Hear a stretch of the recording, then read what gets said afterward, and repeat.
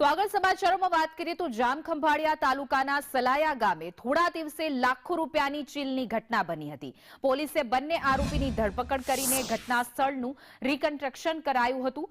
જોઈ શકાય છે કે દેવભૂમિ દ્વારકાના જામખંભાળિયાની આ સમગ્ર ઘટના હતી, જેમાં થોડા દિવસે બનેલી લાખો રૂપિયાની ચીલ ઝડપને લઈને આરોપીને પકડી લેવામાં આવ્યા છે। સાથે જ ઘટના સ્થળ પર લઈ જઈને રિકન્સ્ટ્રક્શન કરવામાં આવ્યું છે। સાથે પોલીસે સીધો સંદેશ આપ્યો છે, કાયદામાં રહેશું તો ફાયદામાં રહેશું, કારણ કે જાહેરમાં સરઘસ કાઢવામાં આવ્યું છે।